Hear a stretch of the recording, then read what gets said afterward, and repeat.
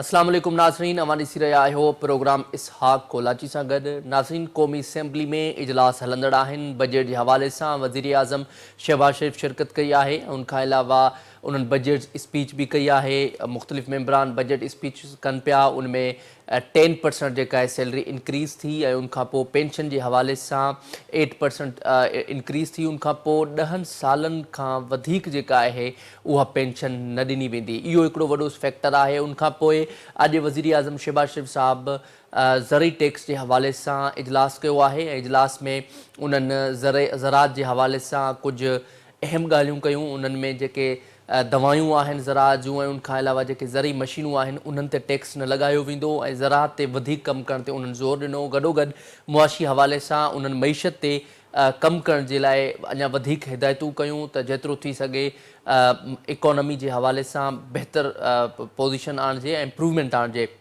पर सवाल इहो आहे, हिकु तरफ़ जेके वफ़ाक़ी बजट पेश थी आहे ऐं उनमें एतिरो कुझु ग़रीब अवाम खे रिलीफ न मिलियो आहे ऐं ॿिए तरफ़ मुआशी हवाले सां जेके तब्दीलियूं कयूं पियूं वञनि या टैक्स मथां टैक्स जेके मढ़िया पिया वञनि उन हवाले सां जेकॾहिं अनएम्प्लॉयमेंट उनखां अलावा जेको पावर्टी रेशो वारो सेक्टर आहे इहो वॾो अहम आहे। उन हवाले सां वफ़ाक़ी हुकूमत केतिरो अवाम खे रिलीफ ॾेई सघी आहे। उनखां अलावा क़ौमी असैम्बली में इजलासिस थियनि पिया ऐं उनखां अलावा डेली बेसिस ते वज़ीर आज़म शहबाज शरीफ़ जा इंडिविजुअल इजलासिस बि थियनि पिया। पर उनमें बजट जे हवाले सां या ग़रीब तबिके जे लाइ को रिलीफ वफ़ाक़ी हुकूमत जेको आहे उहो न ॾेई सघई आहे। उन खां अलावा जेके हेठे तबिके जूं नौकरियूं आहिनि 1 खां 5 स्केल ताईं उन्हनि नौकरियूं जेके ख़ाली जायूं आहिनि उन्हनि खे बि ख़तमु कयो वियो आहे। टफ डिसीशन्स आहिनि छाकाणि त अनएम्प्लॉयमेंट जा जेके रेशो आहे उहो तमामु घणो, उनखां अलावा पावर्टी जो रेशो तमामु घणो। उन हवाले सां वफ़ाक़ी हुकूमत हिन बजट में अवाम खे केतिरो रिलीफ ॾेई सघी आहे उन हवाले सां पाण ॻाल्हि ॿोल कंदासूं। ऐं ॿिए तरफ़ पाकिस्तान जहिड़े तरीक़े सां आलमी लेवल ते डिप्लोमेटिक वे में पंहिंजे पाण खे मञरायो आहे, छा इहो मुमकिन आहे त पाकिस्तान इकोनॉमी लेवल ते बि पंहिंजे पाण खे वर्ल्ड लेवल ते मञराईंदी ऐं इकोनॉमी लेवल ते पाकिस्तान जी साराह कई वेंदी जहिड़े तरीक़े सां डिप्लोमेटिक में कई पई वञे। उन हवाले सां बि पाण जाइज़ो वठंदासूं। ऐं ॿिए तरफ़ सिंध हुकूमत जेका आहे उहा वफ़ाक़ी हुकूमत खां बजट जे हवाले सां मुतमिन आहे।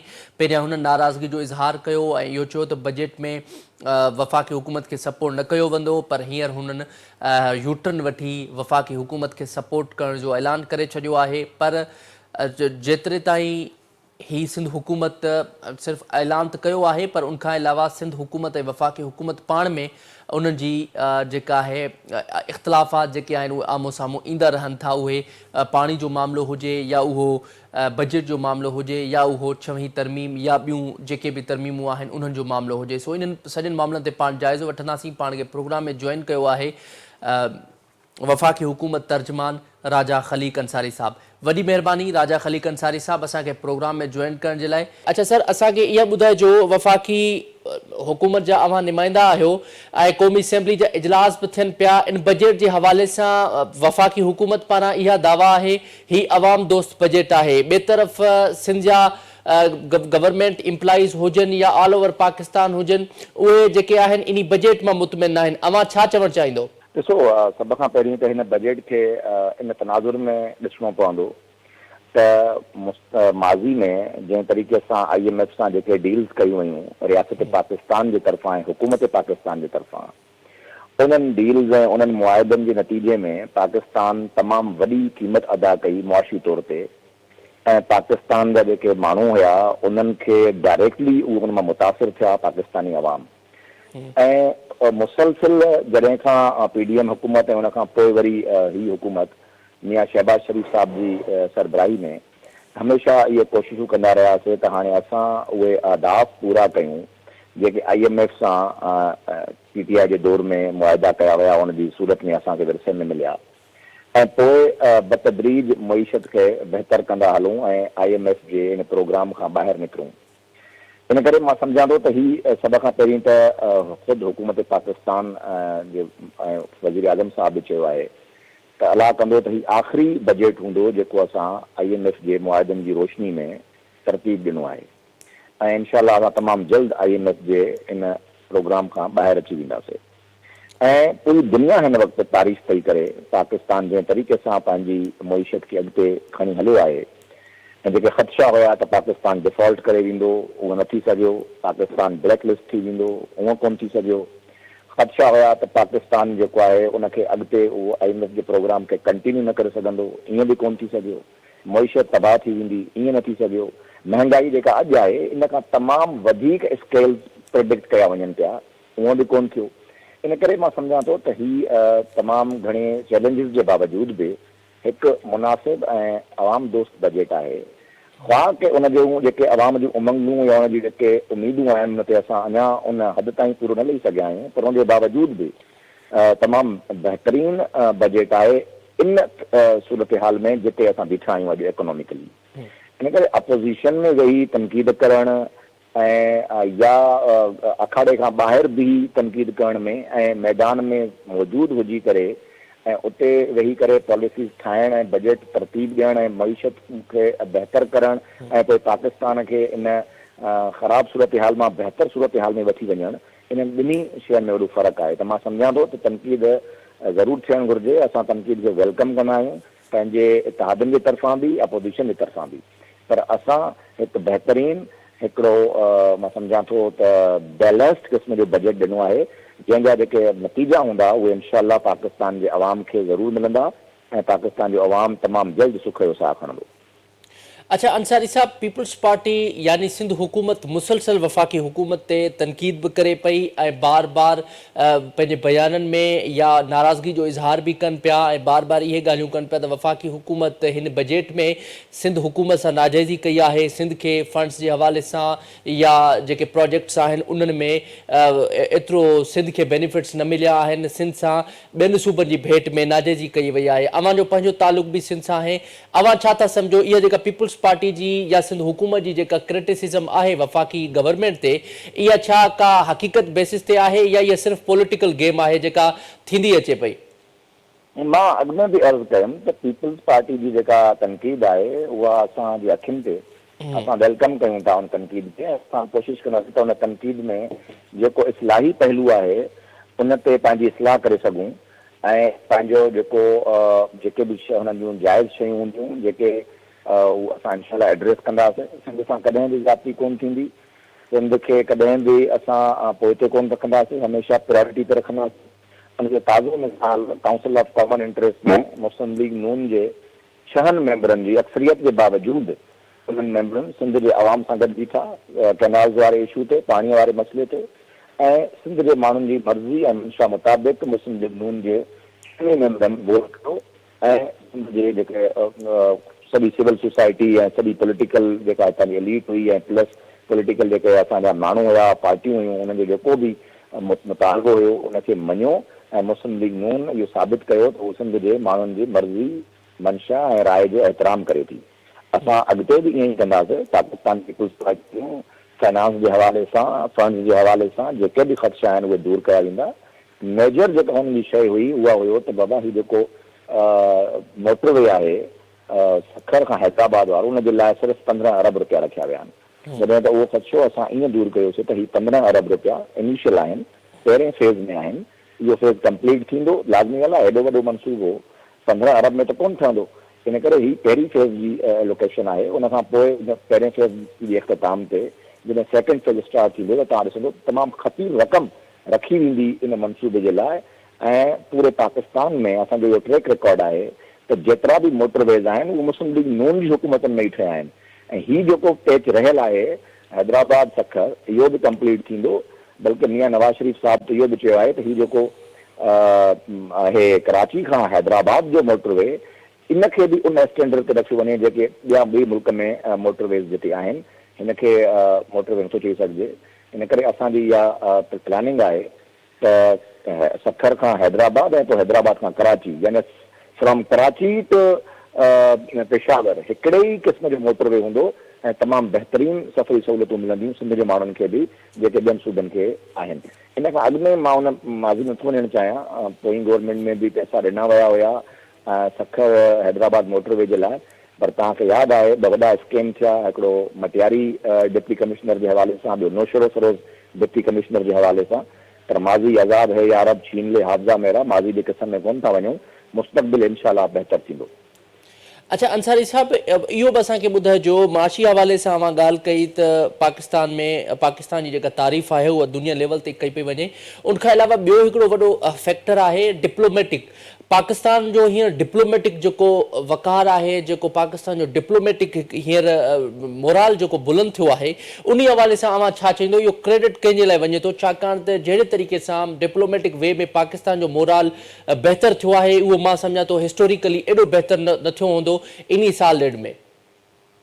इन जो क्रेडिट मां सम्झां थो असांजी सभ खां पहिरीं पार्टी क़यादत खे वञे थो, जेका स्टेट्समैनशिप ॾेखारी पाण क़ाइद मियां नवाज़ शरीफ़ साहब ऐं उनखां पोइ वज़ीर आज़म मियां शहबाज शरीफ़ साहब, जेका ज़िम्मेदारी जो मुज़ाहिरो कयो वियो पार्टी जे क़यादत जे तरफ़ां, जेको ज़िम्मेदारी जो मुज़ाहिरो हुकूमत पाकिस्तान तरफ़ां कयो वियो, ऐं पोइ तव्हां ॾिठो त वॾी समझदारी सां ऐं वॾी ज़िम्मेदारी सां जेका असां पंहिंजी फॉरेन पॉलिसी खे खणी हलियासीं, त अॼु खां 2 महीना अॻु में जिते भारत जहिड़ो फाशिस्ट जेको दुश्मन हुयो उहो पाकिस्तान खे सॼी दुनिया में आइसोलेट करणु चाहे पियो, तनहा करणु चाहे पियो, अॼु उहो पाण तनहाईअ जो शिकार आहे। ऐं पाकिस्तान जेके दुनिया जूं सुपर पावर्स आहिनि उहो उन्हनि जी जेको मर्कज़ी निगाह आहे उहो पाकिस्तान आहे। आर्मी चीफ जो सदर डोनाल्ड ट्रंप सां मिलणु, उन खां पोइ वरी ईरान जे मुतालिक़ ऐं इसराइल वारी जेका कॉन्फ्लिक्ट हुयो उनजे मुतालिक़ सॼी दुनिया इहो चवे उन मुलाक़ात खां फौरन पोइ त जंग हल न आहे ऐं नेगोसिएशन जी तरफ़ वञणु घुरिजे।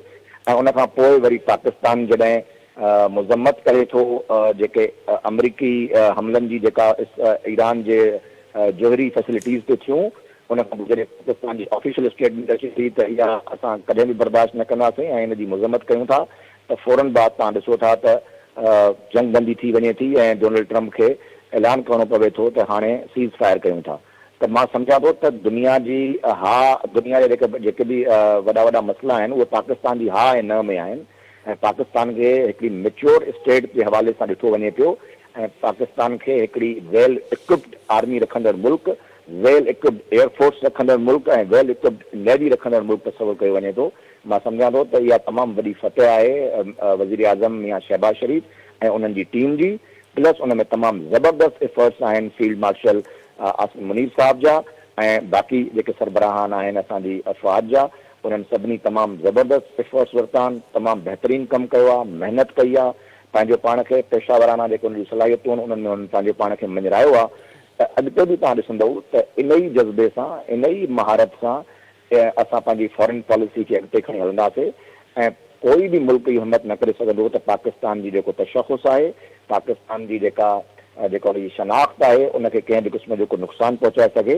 ॾिसो, सभ खां अहम ॻाल्हि आहे पाकिस्तान जो इंट्रस्ट, पाकिस्तानी अवाम जो इंट्रस्ट। त असां पंहिंजो नेशनल इंट्रस्ट कॾहिं बि उन ते सौदेबाज़ी न कंदासीं ऐं उहो सभ खां पहिरीं हूंदो ऐं ॿियूं शयूं बाद में हूंदियूं। अच्छा अंसारी साहब, अवां ॻाल्हि कई त ही बजट जेको आहे उहो अवाम दोस्त आहे, उनखां अलावा ॿियो अवां इहो चयो त ही IMF जो जेको बेल आउट पैकेज हींअर वरितो हुयो पाकिस्तान, इहो आख़िरी बेल आउट पैकेज हूंदो। अवां इहा ॻाल्हि कई ऐं इहा मुसलसल जेके बि हुकूमतूं ईंदियूं रहनि थियूं उहे इहा ॻाल्हि कनि थियूं त हीउ जेको आख़िरी पैकेज हूंदो IMF जो, अवां छा था सम्झो इहो कीअं मुमकिन आहे त इहो पैकेज जेको आहे आख़िरी थिए? छाकाणि त ऑलरेडी पाकिस्तान वटि इकोनॉमिकली कुझु क्राइसिस आहिनि ऐं उनखां अलावा कुझु अहिड़ा फैक्टर्स आहिनि जंहिंमें करंट अकाउंट डेफिसिट तमामु घणो आहे। उन हवाले सां इहो कीअं मुमकिन थी सघे थो त पाकिस्तान जहिड़े तरीक़े सां डिप्लोमेटिक वे में पंहिंजे पाण खे मञरायो आहे, मुआशी हवाले सां बि अहिड़े तरीक़े सां पाकिस्तान वर्ल्ड लेवल ते पंहिंजे पाण खे मञराए? सभा ॾिसो, इहो ईअं ई मुमकिन थी सघे थो त मां तव्हांखे हिकिड़ो सिर्फ़ु सिंपल हिकिड़ी तारीख़ जो सिर्फ़ु नंढी सी हाणे तमामु माज़ी करीब जी ॻाल्हि करे छॾियां। जेकॾहिं मियां मोहम्मद नवाज़ शरीफ़ खे पुट खां पघार न वठण जे जुर्म में जेकॾहिं नाअहल न कयो वञे हा, उन वक़्त जी जेका स्टेब्लिशमेंट चऊं या जेका अदलिया चऊं, ॿिन्ही जे गठजोड़ सां जेकॾहिं इहा साज़िश न थिए हा ऐं मियां नवाज़ शरीफ़ खे उनजे न कयल गुनाहनि जी सज़ा न मिले हा, त मां सम्झां थो त अॼु असां IMF जे इन बेल आउट पैकेज त परे जी ॻाल्हि आहे, IMF जे नाले खां बि तमामु 100 किलोमीटर परते हुजूं हा। इशू इहो आहे, इहो इन करे मुमकिन थी सघे थो जॾहिं पॉलिसीज़ जी कंटिन्यूटी हुजे, तसलसुल जेको पॉलिसीज़ में हुजे ऐं जमहूरियत जो जेको तसलसुल आहे उहो ई पाकिस्तान जी इकोनॉमी खे बहितर करण जो ज़ामिन आहे। इन करे असां सम्झूं था त हाणे वक़्तु तमामु अॻिते निकिरी आयो आहे ऐं पाकिस्तान जी अस्करी क़यादत, पाकिस्तान जी जमहूरी ऐं सियासी क़यादत इहे सभु हिकिड़े पेज ते आहिनि ऐं उहे सम्झनि था त पाकिस्तान जी इकोनॉमी तॾहिं ई बहितर थी सघे थी जॾहिं मुल्क में जमहूरियत जो तसलसल हुजे, मुल्क में पॉलिसीज़ जो तसलसल हुजे, तॾहिं ई मुमकिन आहे त असां एॾा वॾा चैलेंजिस जेके आहिनि उन जो सामनो करे सघूं था। ऐं इनशा अल्लाह मूंखे उमेदु आहे त असांजी पॉलिसीज़ बि जो है जेको आहिनि उन्हनि जो बि तसलसल थींदो ऐं जेका जमहूरियत आहे उहा बि परवान चढ़ंदी रहंदी। उनजे नतीजे में पाकिस्तान जी मईशत बहितर थींदी ऐं IMF जे इन बेल आउट पैकेज खां असां ॿाहिरि अची वेंदासीं।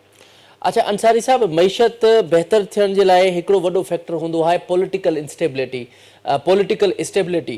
त अवां छा था सम्झो जहिड़े तरीक़े सां पाकिस्तान वटि पॉलिटिकली क्राइसिस आहिनि, पॉलिटिकल इंस्टेबिलिटी तमामु घणी आहे ऐं जीअं चवंदा आहिनि त सियासी इस्तेकाम खां बग़ैर मुआशी इस्तेकाम न ईंदो आहे किथे बि। त अवां छा था सम्झो, छा सियासी इस्तेकाम मुमकिन आहे ऐं सियासी इस्तेकाम खां बग़ैर मुआशी इस्तेकाम कीअं ईंदो? ॾिसो, सियासी इस्तेकाम त बिल्कुलु आहे। मूंखे नज़र बि अचे पियो त पाकिस्तान में जेतिरियूं बि सियासी जमातूं आहिनि उहे समझदार आहिनि, भले अपोजिशन में वेठा हुजनि पर उहे वरी समझदारी सां, अक़ल ऐं फ़हम सां सियासत कनि पिया ऐं पाकिस्तान में जमहूरियत जे तसलसल खे बरक़रार रखण लाइ जमहूरी फोर्सिस सां हू हमेशह गॾु बीठा आहिनि, तनक़ीद बि कंदा रहंदा आहिनि पर गॾु बि बीठा आहिनि। सवाइ हिकिड़ी जेका उनखे मां टोलो चवंदुमि, उहा सियासी जमात असां उनखे तसवुरु न कंदा आहियूं, जेको हिकिड़ो फितनो आहे ऐं उहो फितने जी सूरत में अञा ताईं असेंबलीज़ में अंदरि बि मौजूदु आहिनि, ॿाहिरि बि मौजूदु आहिनि। उन्हनि खे एलिमिनेट करिणो पवंदो, उन्हनि खे ख़तमु करिणो पवंदो ऐं उन्हनि में जेके बहितर माण्हू आहिनि उन्हनि खे क़ौमी धारे में अचण जी दावत ॾिनी वेंदी।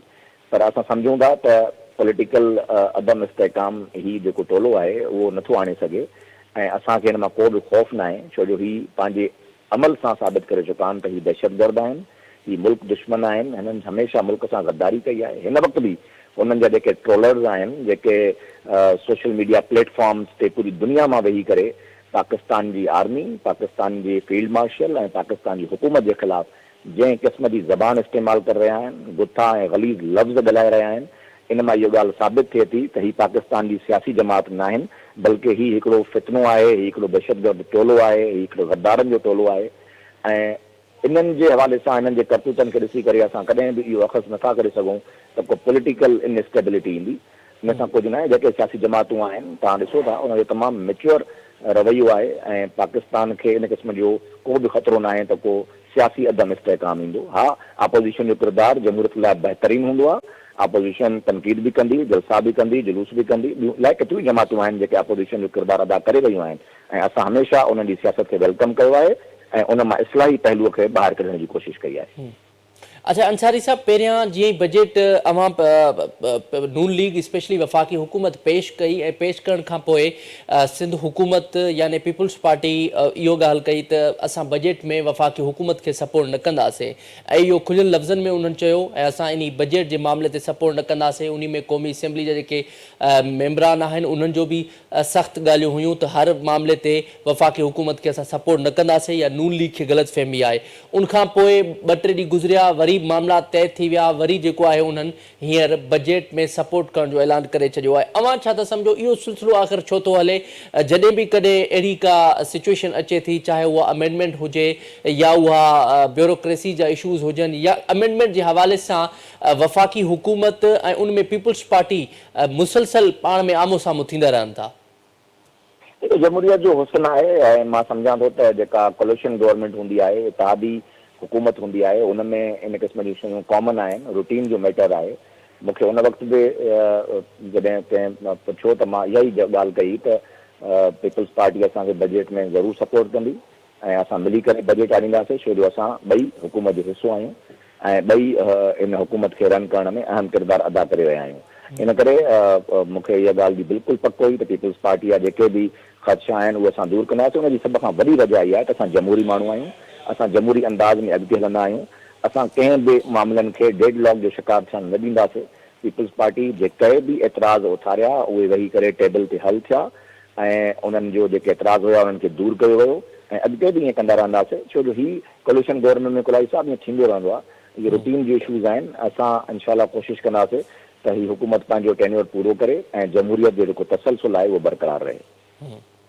अच्छा अंसारी साहब, आख़िर में ये कुछ इहा शइ डिस्कशन कजे त जेको ग़रीब अवाम आहे पाकिस्तान वटि अवांखे पाण ख़बर आहे पावर्टी जेको रेशो आहे उहो केतिरो घणो आहे। उनखां अलावा जेके हर साल रिपोर्ट्स बि अचनि थियनि थियूं उनमें पावर्टी वधे बि थी ऐं उनखां अलावा जेको ख़ते ग़ुर्बत ग़रीब जेके आहिनि उहे अञा वधीक ग़रीब तर थींदा वञनि पिया, ख़ते ग़ुर्बत न वञनि पिया। उन हवाले सां हिन बजट में जेके मुलाज़िम तबिको हुयो या जेको पेंशन वारो तबिको आहे उहो मुसलसल नून लीग मां वफ़ाक़ी हुकूमत मां पंहिंजा ख़दशा ज़ाहिर करे थो ऐं नाराज़गी जो इज़हार बि करे थो त जेको पेंशन आहे उहा हिकिड़ो सहारो आहे ऐं जेकॾहिं को रिटायर थिए थो उनखे बाद में पेंशन मिले थी उन्हनि जे लाइ हिकिड़ो घर जो सर्किल जेको आहे उन्हनि मां हले थो ऐं वफ़ाक़ी हुकूमत बार बार इहो ई चए थी त पेंशन जेका आहे उहा मुआशी इस्तेहकाम जे लाइ ख़तमु करणी पवंदी ऐं हींअर बि अपडेट्स इहे आहिनि या इहे ज़रियनि मां मालूम थियो आहे त 10 साल खां वधीक हींअर हाणे पेंशन न ॾी वेंदी। अवां छा त सम्झो हिकु तरफ़ अनएम्प्लॉयमेंट तमामु घणी आहे, ॿिए तरफ़ बेरोज़गारी तमामु घणी, उनखां अलावा पावर्टी रेशो तमामु घणो, उनखां पोइ सैलरीज़ में 10% इंक्रीज़ ऐं उनखां पोइ पेंशन ख़तमु करणु इहो अवाम जे लाइ थोरो मुश्किल डिसीशन आहे। न ज़रूरु आहे, मां अॻु अर्ज़ु कयुमि त चैलेंजिस तमामु घणा आहिनि, पर हीउ जेको पेंशन जा जेको सरकारी मुलाज़िमनि जी ॻाल्हि आहे या जेके तनख़्वाह पैसा जेको तबिको आहे उनजो जेको रेशो असां ओवरऑल वठंदासीं त उहो तमामु घटि आहे। उन सां मईशत जो बहाली करणु या पाकिस्तान जी ओवरऑल जेके माण्हू आहिनि उनखे ख़ते ग़ुर्बत खां ॿाहिरि कढी अचणु सिर्फ़ु पेंशन या पघारुनि सां कोन्ह थींदो, उनजे लाइ मल्टी डायमेंशनल शयूं करणियूं पवंदियूं ऐं उहो हुकूमत जी तरजीह आहे। उनजे लाइ इंडस्ट्रियलाइज़ेशन तमामु ज़रूरी आहे, माइक्रो फाइनेंसिंग तमामु ज़रूरी आहे, कारोबार नंढा कारोबार माण्हुनि जे लाइ तमामु ज़रूरी आहिनि। दुनिया में ॿियूं जेके नेशन्स आहिनि जेके जिन तरक़ी कई उन्हनि जा मॉडल्स असांजे साम्हूं आहिनि। मां सम्झां थो त पाकिस्तान में इन सॼे मामले खे ठीकु करण जे लाइ पॉवर्टी मां माण्हुनि खे ॿाहिरि कढण जे लाइ तमामु वॾे मुआशी इनक़िलाब जी ज़रूरत आहे ऐं उहो तॾहिं ई मुमकिन आहे जॾहिं पॉलिसीज़ जो तसलसल ऐं जमहूरियत जो तसलसल हुजे। इन करे तव्हां ॾिठो आहे इहे सभु मसइला इन करे जनम वरित वठंदा आहिनि त असांजे मुल्क में कंहिं बि वज़ीर आज़म खे मुदो पूरो न करणु ॾिनो वेंदो आहे। असांजे मुल्क में जमहूरियत हमेशह डिरेल थींदी रही आहे, मुख़्तलिफ़ दौरनि में मार्शलाऊं लॻियूं आहिनि ऐं इहे सभु जेके शयूं आहिनि उहे इन शइ जो कारण आहिनि जंहिंजे करे पाकिस्तान में माण्हू ग़रीब खां ग़रीब तर थींदा वञनि था। पर इनशाला ईंदड़ ॾींहंनि में तव्हां ॾिसंदव त पाकिस्तान जे अंदरि बहितरी ईंदी। ठीक है, वॾी महिरबानी राजा ख़लीक अंसारी साहब असांखे प्रोग्राम में टाइम ॾियण जे लाइ। नाज़रीन अवां असांजे पैनल जी ॻाल्हि ॿोल ॿुधी तफ़सीली तौर ते पाण हिन मामले जो जाइज़ो वरितोसीं। क़ौमी असेंबली में मुसलसल इजलास थियनि पिया बजट जे हवाले सां। वज़ीर आज़म शहबाज शरीफ़ साहब जेके आहिनि उन्हनि बि बजट स्पीच कई आहे, उते ख़िताब सां गॾोगॾु उते शिरकत कई आहे ऐं पार्लियामेंटेरियंस जेके आहिनि उहे स्पीचिस कनि पिया। उनखां अलावा हींअर जेका बजट आहे उन मां जेको ग़रीब तबिको आहे या जेको बेरोज़गार तबिको आहे उहो हिन बजट मां ख़ुशि न आहे, छाकाणि त 10% जेका सैलरी इंक्रीज़ कई वई आहे वफ़ाक़ी हुकूमत पारां ऐं उनखां अलावा सिंध हुकूमत उहा बि वफ़ाक़ी हुकूमत मां कुझु मुतमिन न आहे, छाकाणि त उन्हनि खे प्रोजेक्ट जे हवाले सां या जेके मनसूबा आहिनि उहे घटि ॾिना विया आहिनि, उहे पंहिंजी नाराज़गी जो इज़हार कनि था। ॿिए तरफ़ हिकु अहिड़ो तबिको आहे जेको बेरोज़गार हुजण सां गॾोगॾु जिन्हनि जो सहारो सिर्फ़ु पेंशन ते आहे, जिन्हनि जो घर डिपेंडेंट आहे पेंशन ते। हींअर पेंशन जे हवाले सां वफ़ाक़ी हुकूमत जेको डिसीशन वरितो आहे त 10 सालनि खां वधीक पेंशन न ॾिनी वेंदी। सवाल बेसिकली इहो आहे त छा 10 सालनि खां वधीक पेंशन न मिलंदी त उन सां जेको ग़रीब तबिको आहे, जेको बेरोज़गार तबिको आहे, उन्हनि माण्हुनि जो गुज़र सफ़र कीअं थींदो, छाकाणि त जेके मुआशी मसइला आहिनि हिन मुल्क जा उहे ॿियनि अहिड़नि तरीक़नि सां बि हल करे सघजनि पिया पेंशन खां अलावा। पर वफ़ाक़ी हुकूमत पोइ बि पेंशन खे वधीक तरजीह ॾिनी, छाकाणि जेको ग़रीब तबिको आहे उहो जहिड़े तरीक़े सां पिसिजी रहियो आहे उहो अञा वधीक पिसिजे। प्रोग्राम जो जेको वक़्तु आहे पंहिंजी पुॼाणी थो पहुचे, मूंखे ॾींदा इजाज़त, अल्लाह निगहबान।